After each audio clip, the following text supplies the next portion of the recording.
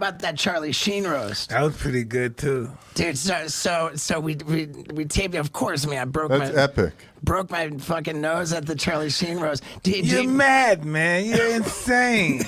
Oh, man. I love that. I'll tell that story too. But William Shatner says, "Fuck, Steve." Really? William Shatner says, "What the fuck?" Oh what my the God. Yeah, it's classic. And so when we taped the Charlie Sheen roast, this part I think is so fucking funny. Like when it was like maybe like a week before it actually aired, after we taped it, and Charlie invited everybody that was involved with the roast to his house, this huge fucking mansion. You got to remember this. Charlie's house? Yeah. Yeah, and this is like before shit got real crazy with him. It was after it got crazy at first, but before it Not got super crazy. right. He was crazy though, still. Oh, Yeah. dude. He had everybody over to his house before we taped the roast and after when it aired. So it was before we taped the roast when I first met him, and we're at the house, and he like pulled me aside. Just he a said, party? just to hang. It wasn't like a party, Charlie hang Sheen out. style. It was more just like everybody meet before we work together. Okay. So we're at the Charlie Sheen's house. You know, the first time I met him there, he pulled me aside. He said, "You know, man, Steve-O, you and me, when we go down in flames, we don't fuck around." You know, like, and I felt like that was so cool.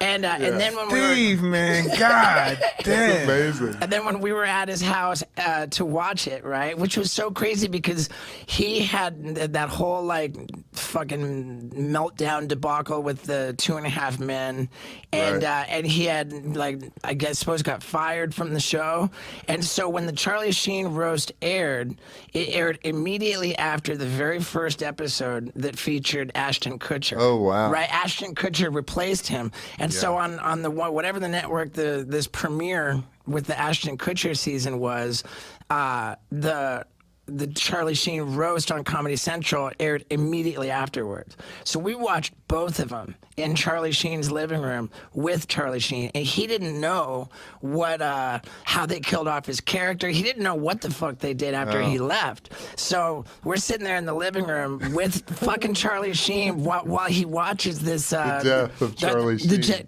And it was like they had like he had died, and they had his urn with the ashes, and then like someone like bumbles it and like throws the fucking thing. The ashes go everywhere. There's a huge cloud, and as the cloud of ashes like comes down, Ashton Kutcher appears in the background, like, and Charlie watches that and he goes, "Oh shit, I got to give it to him. That's good." You know? He didn't know what to expect, and so then that same night, I'm like, "Hey, dude, Charlie, let's get a photo, take a selfie, me and Charlie Sheen," and I have to take the selfie, and then I'm like walking around, and I'm thinking, and I go over to Jeff Ross, and I go, "Dude, check it out, we're in the world's."